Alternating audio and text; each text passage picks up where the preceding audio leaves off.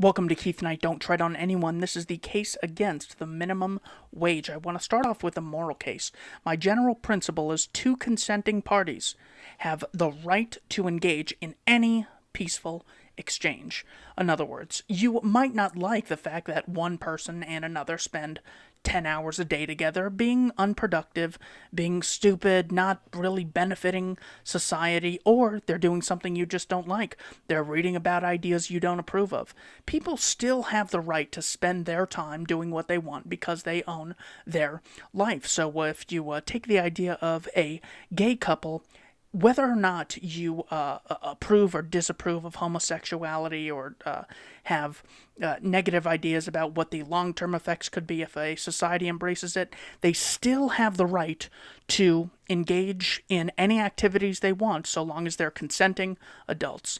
The general idea is that violence is morally inferior to persuasion. So you might want to persuade someone from getting out of a relationship that you think is bad for them. Unfortunately, or I'm sorry, fortunately, they still have the final say. So whether it's a intimate relationship between two lovers, or it's a relationship between an employer and employee, you still can persuade them as much as you want. You can all offer them alternatives. Tell them, here are 20 other jobs you can take. Here are other people you can date. Please don't do this.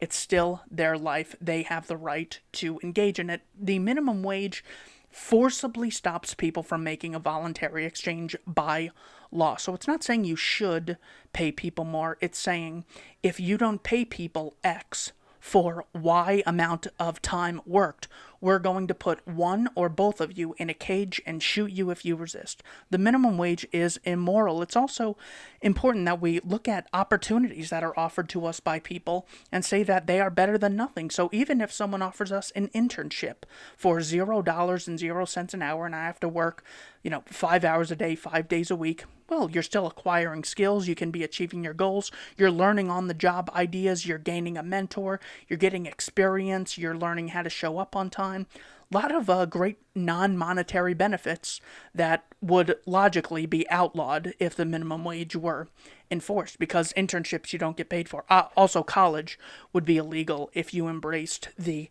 idea of people having to get compensated for work that they do, because college is like hours of work every single day for $0.00, or usually you have to pay a ton of money. You go into a lot of debt to work. So it's okay if people work without getting paid. Entrepreneurs do it all the time. I tried running a business. I'd get like $2 an hour on average. But yeah, there's nothing wrong with taking that risk and engaging in that activity so long as both parties are consenting. So for the final point, it's better that we have entrepreneurs offering us $1, $2, $3, $5 an hour than the average person who offers us no job at all. So if it's bad to offer me $2 an hour, it's really bad to offer me nothing, $0 an hour. Here is the economic case against the minimum wage.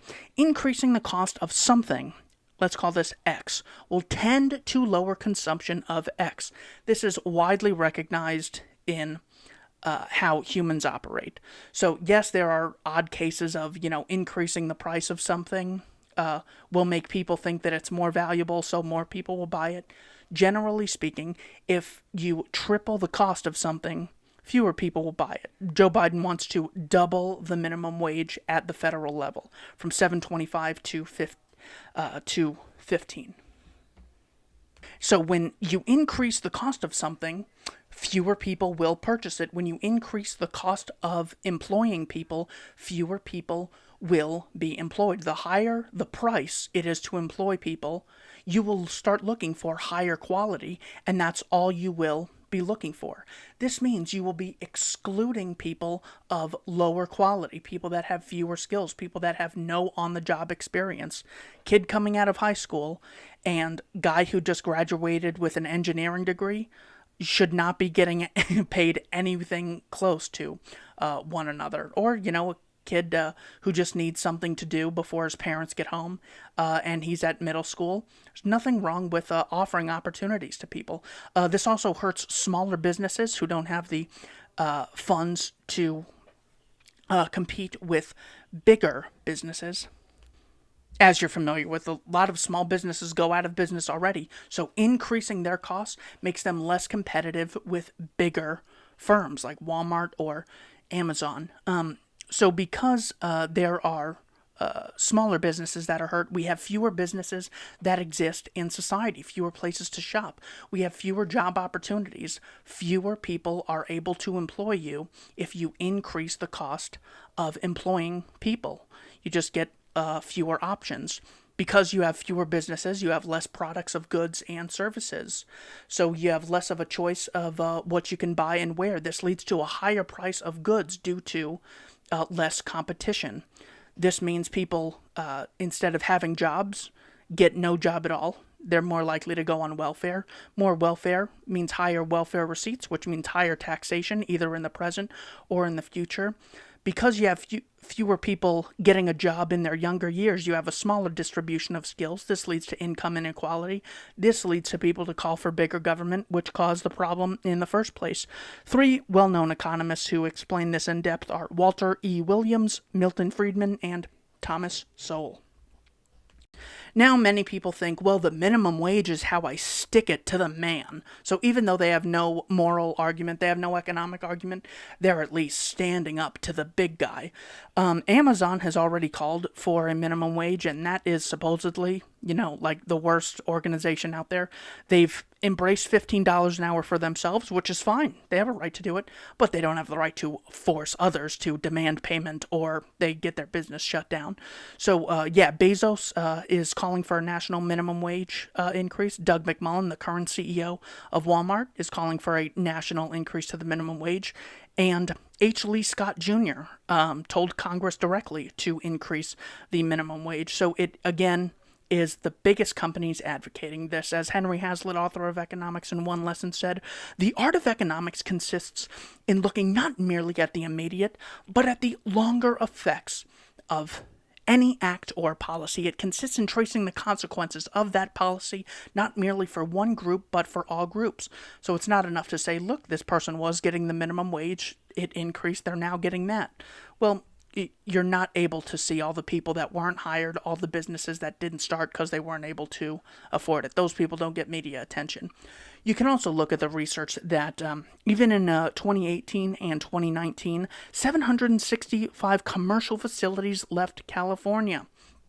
This is because it's getting extremely more and more expensive to operate in places like California or New York. 13,000 estimated businesses have left California between 2009 and 2016. So people do move. You do get less productivity. You get bigger government in California. You get a bigger homeless problem because fewer people can comply with all the zoning laws to build property, which increases the price of housing, which increases the amount of homeless people, which increases suicides. So this is what government intervention does to people. Even the New York Times, January 14th, 1987, the right minimum wage, $0.00. So as far as listening to the science and listening to the experts, let's listen to the experts. There's a virtual consensus among economists that the minimum wage is an idea whose time has passed. Raising the minimum wage by a substantial amount would price working poor people out of the job market. A far better way to help them would be to subsidize their wages. And of course, like the New York Times, they ruin what was a good first sentence. But poor people are hurt by the minimum wage. Fewest skills, fewest opportunities. They're just not worth employing. That is the reality. And here is some empirical evidence. You have countries within the European Union higher minimum wage. The less likely they were to be employed, the more unemployment existed. This counts with not only the average person, but also with the youth.